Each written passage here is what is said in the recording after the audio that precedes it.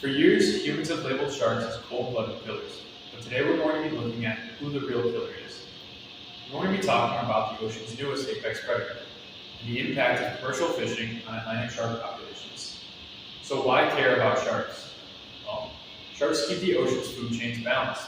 They're ocean scavengers, helping to break down larger dead organisms, and overall they're good indicators of ocean health. So this is why you should revere sharks instead of fear them. Here's a species of shark that you might be familiar with, the scalloped hammerhead. These are huge, graceful, resilient, and respected apex predators of the ocean. We're going to be talking more about scalloped hammerheads and other sharks a little bit later on. So what is the current largest threat to shark populations worldwide? Well, commercial fisheries and subsequent bycatch.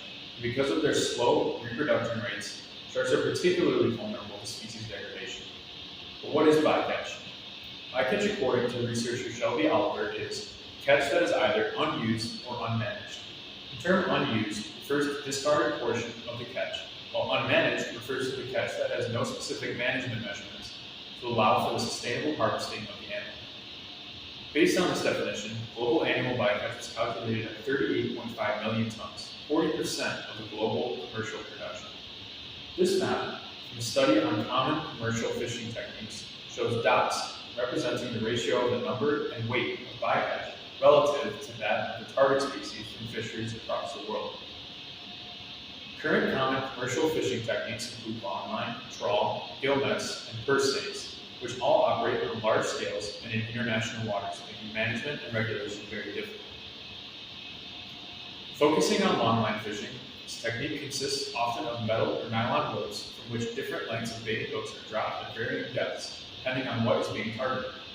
These lines are left out for days at a time. So why is this such a large problem? Well, sharks are often caught in the process of catching other targeted species. Approximately 50% of the global shark production is composed of sharks caught at bycatch in pelagic longline fisheries. In a study calculating the annual total bycatch for sharks among 82 fisheries, 44% of the fisheries use longlines, with these pelagic longline fisheries showing the largest total annual bycatch. For longline, blue sharks dominated as bycatch across most regions, representing up to 90% of shark bycatch, followed by the oceanic vector. Another study looked at hooking survival rates of 12 shark species in U.S. Atlantic pelagic swordfish and tuna longline fisheries from 1995 to 2012. Hooking survival rates of swordfish targeting longline fisheries was 44.9% for big-eye freshers and 42.3% for scalloped hammerheads. For large species like our scalloped hammerheads, which take 15 years to reach sexual maturity, their low survival rate is alarming for the species populations. In the 1980s, an independent shark survey conducted off of Florida's coasts found scalloped hammerheads to be amongst the top 3 most common species, but have since suffered a nearly 90% decline between 1986 to 2000. Now, is there anything being done about this? Of the 40 large-scale commercial longline fisheries, only 15 have observer programs that record bycatch information. Even with the ones that do, the data quality varies widely. Some current regulations require threatened species caught as bycatch be released, but if the animal is already dead, then the release means nothing. How do we make commercial fisheries more targeted or develop minimum standards of reporting to identify sustainable levels of bycatch? Well, bycatch depends largely on fishing practice and gear. An Australian study from 2005 to 2006 found that the replacement of wire leaders to nylon leaders nearly halved accidental catch rates due to the ability for sharks to be able to bite through the nylon. More tuna were also caught with nylon leaders, creating an economic incentive to use nylon. The implementation of circle hooks that catch sharks in the corner of their jaw instead of their stomachs have also allowed sharks to escape easier from longlines.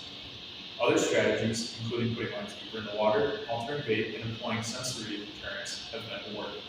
Some scientists have even been looking into land plant metals on longline hooks to reduce this catch of scalloped hammerheads. So there is hope. Data from a study in 1998 to 2001 estimated global discards at 7.3 million tons, which is an improvement from 1980 to 1993 at 27 million tons. Due to changes in targeting practices, regulatory measurements, and incentives to find markets for previously discarded fish. With stronger international management, mitigation techniques, and cooperation, there is hope for not just sharks, but all ocean life to live in harmony with people.